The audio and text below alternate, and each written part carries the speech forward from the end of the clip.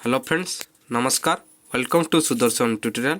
आज कौन रही अपडेट आसतु जाना अपडेट टी युक्त दुई छात्र छात्री बहुत जरूरी देखु भिडटी शेष पर्यंत देखु। युक्त दुई छोट ग्रुप रे ऑफलाइन परीक्षा हम जोटा कि छोट ग्रुप रे ऑफलाइन क्लास हेब। युक्त दुई परीक्षा पूर्व पिला ऑफलाइन रे पाठ पढ़ा को गुरुत्व देइछि उच्च माध्यमिक शिक्षा निर्देशालय। एने निर्देशालय पक्षर शनिवार एक बैठक बसी कोरोना स्थिति पाठपढ़ा परीक्षा और पिलांक भविष्य को नहीं विशद आलोचना होता।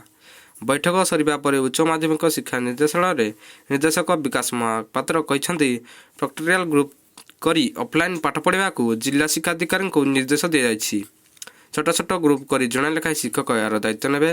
पिला केमिति पढ़िबे एवं कहीं पढ़ी पार ना ताहा पर एक नजर रखिबे।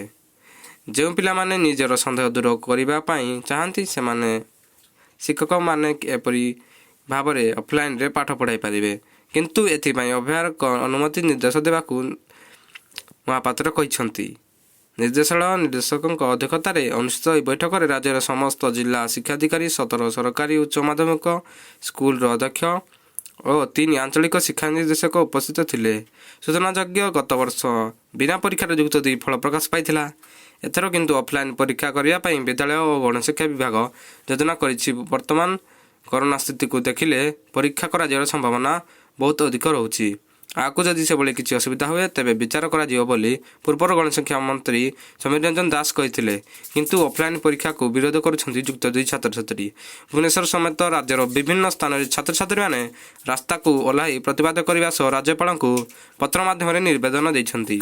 दीर्घ दिन धरी स्कूल बंद रहिबा ऑनलाइन क्लास रे सब पिला उपकृत हो पारि नथिबारु ऑनलाइन परीक्षा किंबा परीक्षा को संपूर्ण बातिल कर विकल्प पद्धति मूल्यांकन करने को दाबी करछंती युक्त 2 छात्र छात्री।